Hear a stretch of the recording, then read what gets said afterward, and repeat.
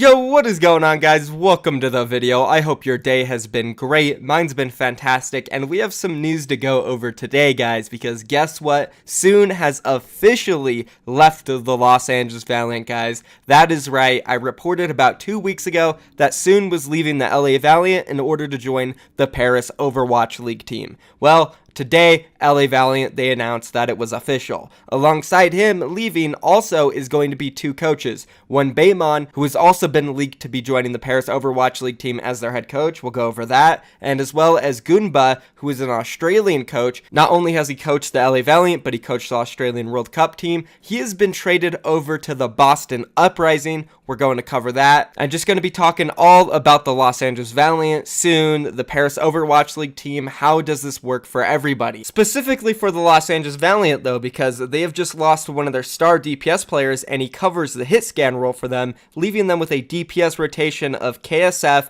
Agilities, and Bunny, where I don't really see any super promising hit scan players. They also most recently lost out on the bidding war for Decay, and that's a big blow to them, so we're going to take a look at their DPS rotation and what they might want to do, who they can pick up. Then moving on, guys, we're taking a look at the Toronto Overwatch League team. It seems like they're holding an event in Toronto where they're going to announce the team name, the players, and a whole bunch of other stuff. At least that's what it looks like for me. I hope that's what it is. We're going to take a look at the information for this event if you guys are in Toronto and you want to go check it out. I know it's based off first come, first serve. I don't know the capacity of the place they're going to, so that's something you might want to look into. They did say show up early, though. We're going to look at all the information. And then, guys, we are taking a look at the Seoul Dynasty roster because they have just signed a new main support, and that is going to be Jesse from Element Mystic, a Korean contenders team. Now, this guy, he trialed for a ton of teams, and I'm telling you guys, so many Overwatch League teams, expansions, and Season 1 teams offered him to join. He seems to be popping off in every single trial, and he denied multiple offers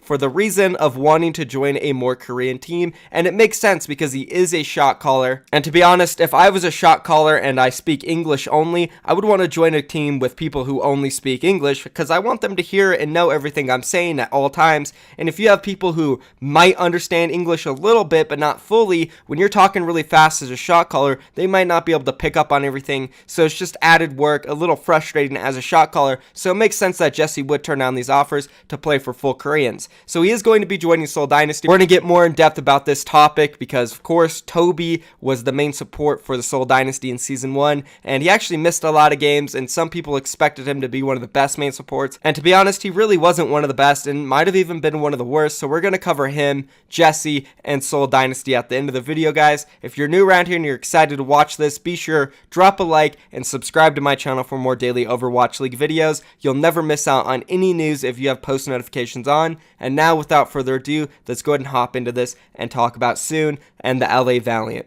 Oh, and once again, just to remind you guys who are going to be complaining, oh my god, the intro is so long, why do you do this to us? Well, for most of you guys, you just want to come here for the information, right? I gave you all the information in the intro, so you can go ahead and close out the video if that's all you wanted to know. Now I'm going to continue the video with all my thoughts and basically everything I said I was going to talk about. Also, timestamps will be down below, so for all you guys complaining, I'm trying to make it as easy as possible for you guys as viewers. I know there's ads, but hey, gotta pay the bills, guys. Anyways, let's hop straight into it. This is what the Los Angeles Valiant posted on their website as their announcement. LA Valiant roster and coaching transactions. The Los Angeles Valiant announced the transfer of SoOn and assistant coach Daemon to an Overwatch League franchise to be named later. The transfer of assistant coach Gunba to the Boston Uprising. SoOn joined the Valiant prior to the beginning of the Overwatch League. The 24-year-old main DPS was named a Pacific Division All-Star at the end of the regular season. Daemon, 22 years old, served as an assistant coach from the Los Angeles Valiant as the team captured the Stage 4 championship and Pacific Division title. Both men currently represent their home nation of France as part of the World Cup. And of course, both of them are going to be representing Paris and France in the Overwatch team because we are going to cover that they were leaked by me and Real League Boy to be participating in the Paris Overwatch League team. Moving on next, we have Gunba, 26 years old, served alongside Daemon as part of the LA Valiant coaching staff. He currently holds the title as the head coach of the Australian World Cup team. Australia and France have both qualified for the Overwatch World Cup finals at BlizzCon, top 8 teams. Soon, Coach Daemon and Coach Gunba provided key contributions to the Pacific Division champions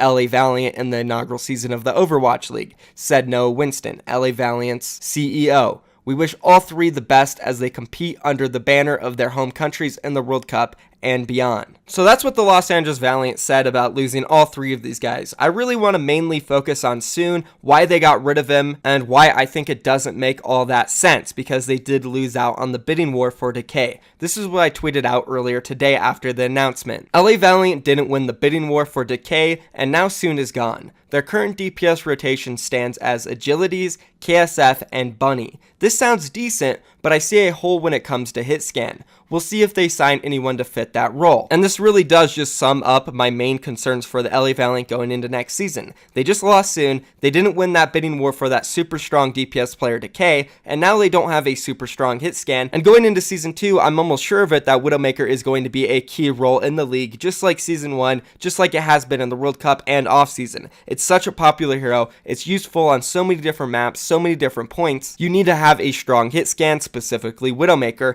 and I just don't see that among KSF, Bunny, and Agilities. Sure, we did see Bunny play it a little bit, but I did roll a clip on my channel yesterday where Emong basically destroyed Bunny. I know it was just a ranked game, but overall, Bunny hasn't had too much experience on the hit scan role, and I don't know if he can cover it. I do hope for the sake of LA Valiant that he can, and that he'll be strong at it, but other than that, I just don't see them having a strong Widow or a strong hit scan, and this is going to be a big hole going into next season, as I said. It is very possible that the LA Valiant did sell SoOn to Paris for a bunch of money, so they could afford to get somebody like Decay. But then when LA Gladiators just kept jumping the price up because they really wanted him, LA Valiant just couldn't afford it, and now maybe they have a bunch of money and they're trying to pick somebody else up. I don't have much information about this, I would have to ask my sources, but this would be very likely what is going on with them right now. I just don't see them going into season 3 with only these 3 DPS players and not signing anyone else. It just wouldn't make sense because, again, they traded SoOn. What did they get in return? It seems like it has to be money. They didn't get any players, so they want to use that money to pick up a new player. That's what I'm hoping is going on.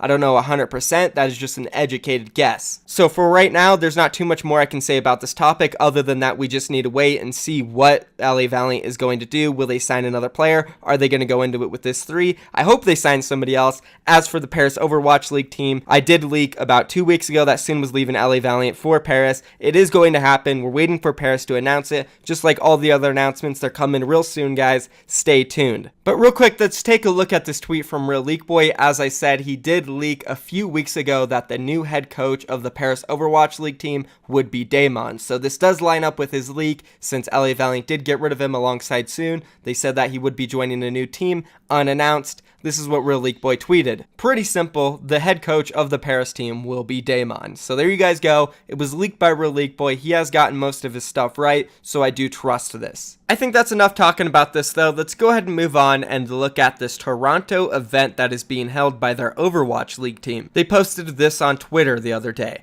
You want the deets? Join our unveiling party October 24th at Toronto's Berkeley Church. Capacity is limited. Can't make it out. We got you. Stay tuned. Toronto X Overwatch League 2019. This is going to be at 6 p.m. through 11 p.m. Eastern in Toronto at the Berkeley's Church, guys. And then they followed up on this yesterday with a new tweet saying this. It's happening. 350 spots, 350 tickets. We'll be posting a link here on October 18th at 4 p.m. Eastern for you to claim your spot at our launch event on October 24th. First come, first serve. Tickets valid until 7 p.m. with limited availability, also at the door, free admission. So if you guys want to attend this event, either you show up super early or you claim a ticket from this link. Now I'm sure a lot of people who are claiming the tickets online are not going to show up to the event. So there is a good chance if you show up early, you will still make it in. Now regarding what Toronto is going to be announcing, I'm not exactly sure. I'm assuming they will announce some players, some coaches, and possibly the name and colors of their Overwatch League brand. The tweet does say, come find out who we are. So if I had to guess, I do think they will be talking about their brand. Super exciting information, guys. October 24th is the day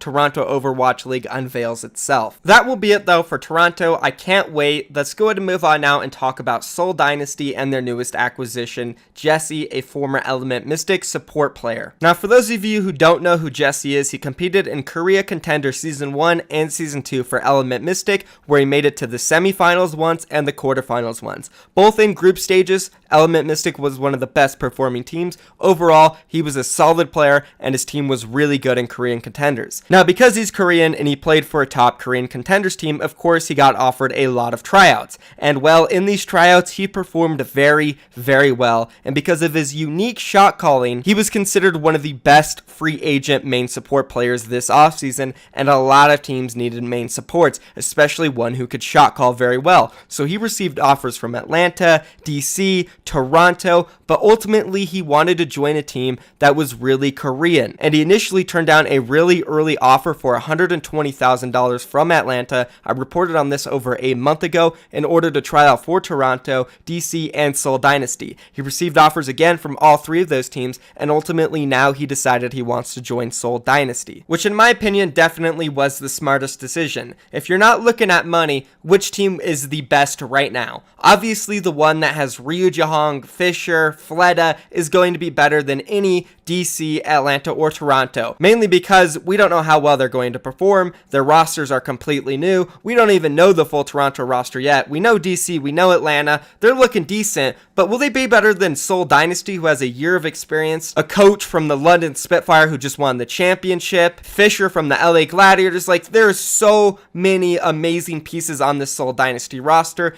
that easily shows they are going to be one of the best teams in Season 2. Also, the fact that it is Seoul Dynasty, the only actual Korean team in the Overwatch League, and therefore they have one of the biggest fan bases. I think Jesse made a great decision, even if he got 70k, 80k, 90k instead of 140k, 130k, whatever it is. I'm throwing random numbers out there. I don't know the official numbers. The only number I know is that he turned down $120,000 from Atlanta. And it's clear he made this decision based off of wanting to win. He wants to be on a good team. He wants to win a championship. He's not just looking for money, which I don't blame these players at all for looking for money, but I do like that he is specifically prioritizing winning over wanting to have a bunch of money. So big shout out to Jesse. Now let's talk a little bit about Tobi, because this is interesting for him. Tobi, during the first season, he did run into a lot of wrist injuries, and he honestly didn't play that great overall in my opinion, and was a small reason why Seoul Dynasty didn't play that great. Obviously the coaching decisions and having Miro underperform really hard for Seoul Dynasty was a big factor in them slumping, but I do think Tobi underperforming had a bit of a factor on the team not playing as good as they should have. So to be honest, it kind of makes sense to me why Seoul Dynasty would want to go out and pick up a new main support, at least for a backup. But honestly guys, I do not see Jesse subbing in.